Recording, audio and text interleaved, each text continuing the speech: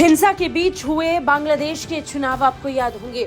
शेख हसीना की सरकार को गिराने और मालदीव की तरह भारत का एक और विरोधी खड़ा करने की चीनी साजिश फिर से एक्सपोज हो गई है। पहले म्यांमार, फिर मालदीव और बांग्लादेश के चुनावों पर चीन की शक्तियों का प्रभाव था, लेकिन भारत ने बड़ी समझदारी और सूझबूझ से बांग्लादेश पर पकड़ कमजोर नहीं पड़ने दी। खुद बांग्लादेशी मंत्री ने इस बात को स्वीकारा है कि विपक्ष और दूसरे देशों ने बांग्लादेश के चुनावों को रोकने की पूरी कोशिश की थी।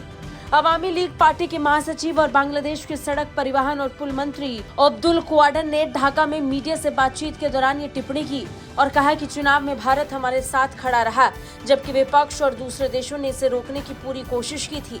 अवामी लीग पार्टी के महासचिव और बांग्लादेश के सड़क परिवहन पुल मंत्री मीडिया से बात कर रहे थे और इसी बातचीत के दौरान उन्होंने सबसे बड़ा खुलासा कर दिया।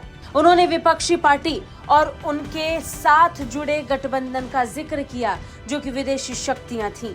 इस बीच उन्होंने आश्वासन दिया कि भारत के साथ बांग्लादेश के रिश्ते अच्छे रहेंगे और कनेक्टिविटी में नई परियोजनाएं चल रही हैं। उन्होंने कहा कि भारत ने एक ईमानदार पड़ोसी की तरह व्यवहार किया है, जो आवश्यक था। हमारे देश में विपक्ष में कुछ दल हैं जिन्होंने हमारी चुनाव प्रक्रिया को बाधित करने के लिए कुछ विदेशी शक्तियों के साथ गठबंधन किया। उस वक्त भारत हमारे साथ खड़ा था।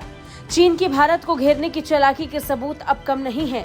चीन ने बहुत चालाकी से भारत को चारों तरफ से दुश्मनों से घेरने की पूरी कोशिश की है। ऐसा माना जाता है कि चीन ने पहले पाकिस्तान को उलझाया, भारत पाकिस्तान की दुश्मनी का फायदा उठाया, फिर बाकी देशों तक नकली स्कीम बेचनी शुरू की। जहाँ की सरकार नहीं उलझी, वहाँ की सरकारों को या तो गिराया गया या हराया गया। जैसे म्यांमार में तख्ता पलट के लिए चीन को जिम्मेदार माना जाता है। मालदीव के मौजूदा राष्ट्रपति मोहम्मद मोइजू की हरकतें तो किसी से छिपी नहीं है। एक से बढ़कर एक भारत विरोधी नीतियों को अपनाया और अब बांग्लादेश में भी चीन अपने प्रभाव को बढ़ाना चाहता है। लेकिन इस बार के चुनाव में चीन की मनमर्जी नहीं चल पाई और चीन ने भेज दिया बांग्लादेश की प्रधानमंत्री को चीन आने का न्योता। चीन के राष्ट्रपति शी जिनपिंग ने बांग्लादेश के प्रधानमंत्री शेख हसीना को मेहमान नवाजी के लिए बुलाया है। दुनिया जानती है कि चीन इसके पीछे क्या चालाकी चल रहा है और इन सब से अलग बांग्लादेश भारत को आश्वासन दे रहा है कि अपने दोस्त भारत का साथ कभी नहीं छोड़ेगा। भारत उसका सबसे पहला और पुराना दोस्त है और उसे हमेशा बरकरार रखना ही बांग्लादेश सरकार की नीति और सोच में शामिल है। ब्यूरो रिपोर्ट, भारत तक।